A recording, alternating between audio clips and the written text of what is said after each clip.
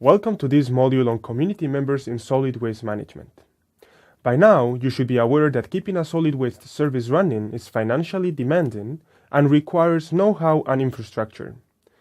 Public and private solid waste service providers often fail or are unable to supply an adequate service, especially in areas that are difficult to access by conventional services such as low-income neighborhoods or in rapidly growing residential areas. Consequently, in many cities around the world, neighborhoods organize themselves to find a solution to the waste problem and obtain services for their own benefit. Members of communities, for example residents, are key stakeholders in the solid waste management process since they generate and store waste, benefit from the service, and in many cases are also the clients, the payers for the service. In this module, we will focus on the involvement of community members in the solid waste management service, which is of utmost importance and is often neglected. Let's start clarifying some terms. What is a community?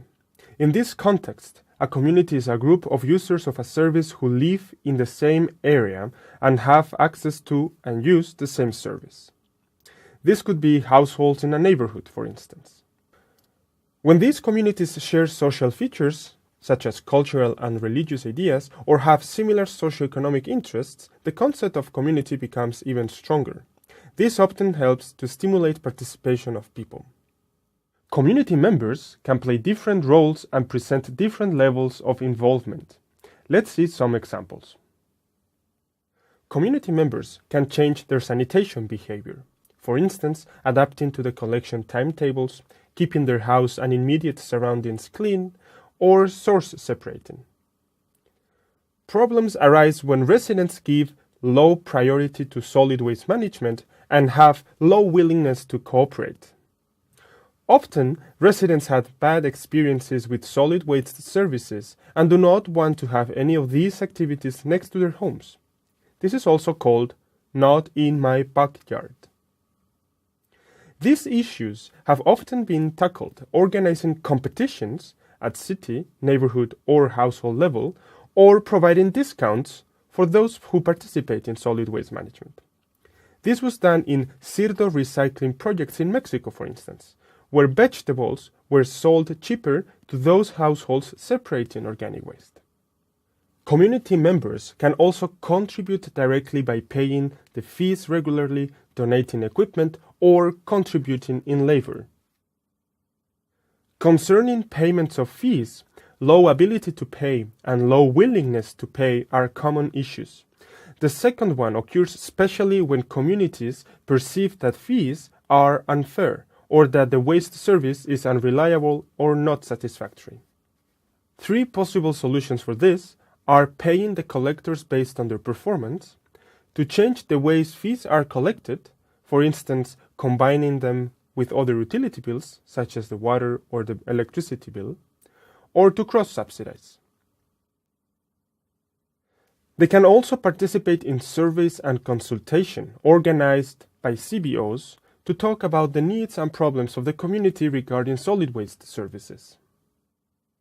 And finally, participating in administration and management, which is the highest level of community participation. To this end, community members may take part in a citywide stakeholder meeting or committees, become members of CBOs directly involved in provision of waste collection services or environmental education, or participate in decision-making during meetings. We would like to point out three types of community members. These are leaders, women, and youth. Let's have a look to how they can influence the solid waste management system. Community leaders might manage solid waste services by becoming members of committees or CBOs established for this purpose. They can also keep in contact with the municipality in order to communicate about the coordination of primary and secondary collection systems or exercise political pressure or forward complaints. And finally, they are the key stakeholders to keep in contact with the community. In many cultures, women are responsible for keeping the home and its immediate environment clean. But their voice is seldom heard, and their participation in community decision-making should be improved and highlighted. Unemployed adolescents discover the income-generating potential of solid waste services. Normally, the youths want a material reward for their participation or effort. Children, too, often carry out daily tasks such as bringing waste to the communal collection point, as shown in the movie. Until now, we talked about the community and some specific community members, such as leaders, women, and youth. But what happens when they organize themselves? Then we talk about community-based organizations, also abbreviated as CBOs. These are formed when some community members organize themselves to provide, for instance, a solid waste service in a specific neighborhood or village in a rural context. They can be driven by different motivations, such as cleaning up their neighborhood or earning an income from solid waste. The most common example is the primary collection of solid waste. Other examples may include the sale of recyclables, recycling on its own, and composting activities. CBOs can present different organizational structures. They can work together with micro-enterprises, where generally the CBO has a management and supervision task, while the micro-enterprise is responsible for operating the service, driven by its income-generating aspects. Government institutions can assist CBOs by providing them supervision, financial control, or support, while the CBO carries out the operation and management of the service. Or CBOs can be combined with NGOs. In this case, NGOs usually set up a CBO as a development project, which later they supervise, provide financial assistance and technical support, and also train and recruit members of the management committee and operators. CBOs operate the service. Setting up a CBO is often not a hard task. The difficulty is to keep it ongoing. Why? Because various problems might arise. Here we distinguish management problems, operational problems, financial problems, and failing cooperation with municipality. Management problems occur when there is low willingness to manage, which was often solved by training and providing exchange visits of the management committees, increasing their motivation, or by ensuring assistance and moral support on behalf of the municipality. This is an issue of particular importance. Often, CBOs are a voluntary activity carried out by a motivated individual. Voluntary actions, by experience, show not to be long-lasting, since these schemes often stop when the individual gives up the activity. However, solid waste management needs to be ensured in the long run. That's why an enterprise approach is often more sustainable. Problems might also arise when the management board is not representative of the community, ethnic groups, there is gender imbalance, or it consists of outsiders. Having seen management problems, now let's have a look to operational problems. Operators are often unsatisfied due to low salaries, the low status of the job, and bad working conditions. Possible solutions to these issues include increasing collected fees, by using crop subsidizing schemes, for example, or by providing special benefits to the operators, such as medical assistance, food, accommodation, etc. And providing them, of course, with facilities, gloves, boots, collection cards, etc. On top of being unsatisfied, operators often have no or little expertise in solid waste management issues and are therefore unprofessional.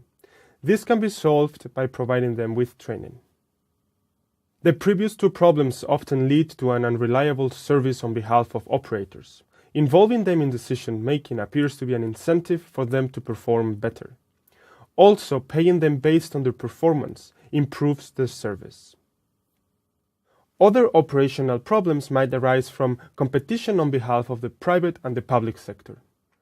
And finally, space seems to be an important constraint for waste treatment and sorting projects. Financial problems might arise due to the following issues. Low ability to pay on behalf of households, which could be avoided by crop subsidizing schemes. Or due to inadequate fee collection. This is often due to the lack of rigorosity of fee collectors. Other reasons could include the absence of sanctions for non-payment and lack of legal obligation to pay. Both issues above lead to cost recovery problems, which are discussed in the modules about financing mechanism. Problems might also arise when cooperation with municipality fails.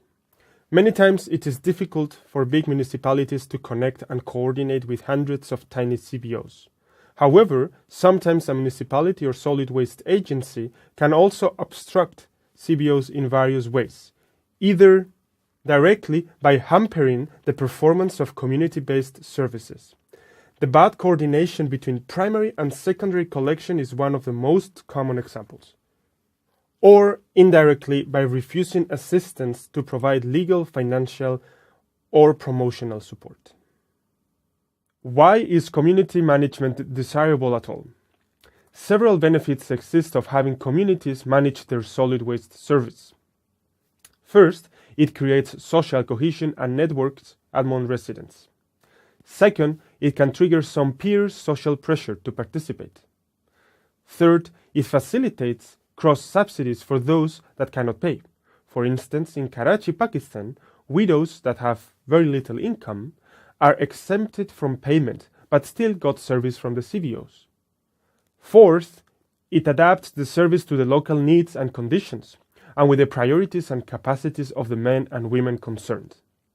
And ultimately, when cooperating with the private and the public sector, it allows to provide solid waste services to a larger population. This is the end. In this module, we learned about community members and their roles in solid waste management. Community-based organizations are formed when residents of a confined area are organized. These CBOs can provide different services to the community, including solid waste management. They can be driven by different motivations, such as having a clean neighborhood or earning some money. We also saw different organizational structures of CBOs. They can partner with micro-enterprises, local government agencies, and NGOs. Finally, we mentioned several social and management problems CBOs face, as well as some of the benefits of community management. We hope you learned something. This module was prepared using this document shown here. Those of you who would like to get more insights on the topic, I recommend you to have a look to it on the internet.